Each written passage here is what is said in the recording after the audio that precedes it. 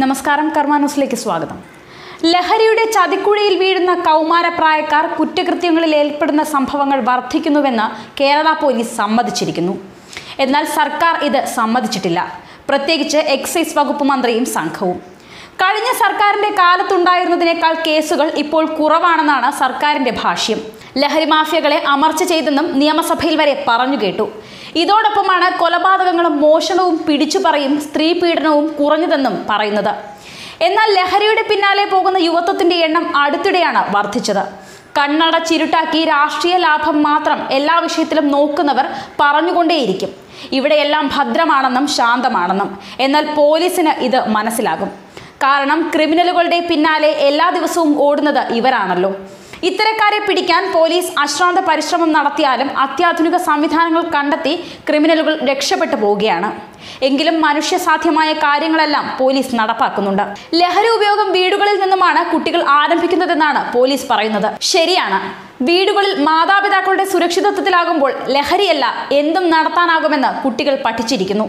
കുട്ടികൾ ലഹരി ഉപയോഗിക്കുന്നതായി സംശയം തോന്നിയാൽ പോലും മാതാപിതാക്കൾ അംഗീകരിക്കാറില്ലെന്നും മാതാപിതാക്കൾ മക്കളെ കൃത്യമായി നിരീക്ഷിക്കണമെന്നും കേരള പോലീസ് ഓർമ്മിപ്പിക്കുന്നു.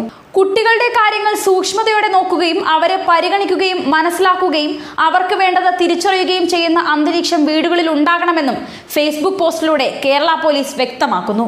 ലഹരിയിലൂടെ കുറ്റകൃത്യങ്ങളുടെ ലോകത്തെത്തുന്ന കൗമാരം ജാഗ്രത വീടുകളിൽ നിന്ന് തുടങ്ങണമെന്ന തലക്കെട്ടിൽ കേരള പോലീസിന്റെ ഫേസ്ബുക്കിൽ വന്ന പോസ്റ്റാണ് ഇപ്പോൾ പ്രധാന ചർച്ചാ വിഷയമാകുന്നത്.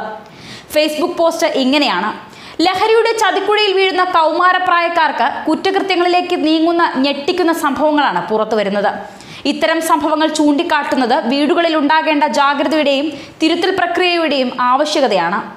കുട്ടികളുടെ കാര്യങ്ങൾ സൂക്ഷ്മതയോടെ നോക്കുകയും അവരെ പരിഗണിക്കുകയും മനസ്സിലാക്കുകയും അവർക്ക് വേണ്ടത് തിരിച്ചറിയുകയും ചെയ്യുന്ന അന്തരീക്ഷം വീടുകളിൽ ഉണ്ടാകണം. സ്കൂളുകളിൽ അധ്യാപകർക്കും ഇതിൽ വലിയ റോളുണ്ട്. കുട്ടികൾ ലഹരി ഉപയോഗിക്കാൻ ആരംഭിക്കുമ്പോൾ തന്നെ മാതാപിതാക്കൾക്ക് മനസ്സിലാക്കാൻ കഴിയും.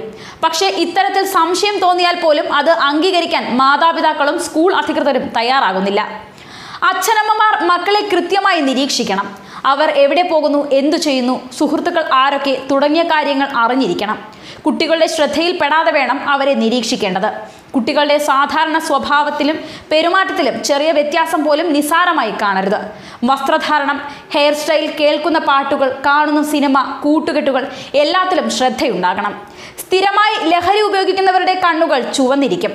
ടോയ്ലറ്റിൽ അധിക സമയം ചിലവഴിക്കുന്നതും ചിലപ്പോൾ ലഹരി ഉപയോഗത്തിന്റെ സൂചനയാകുന്നു. കുട്ടികളുടെ മുറി വൃത്തിയാക്കുമ്പോൾ ലഹരി മരുന്നിന്റെ അംശങ്ങൾ ഏതെങ്കിലും ഉണ്ടോ എന്ന് നോക്കുക. ഏത് ലഹരി ഉപയോഗിക്കുമ്പോഴും ചില അടയാളങ്ങളിലൂടെ അത് കണ്ടെത്താൻ സാധിക്കും.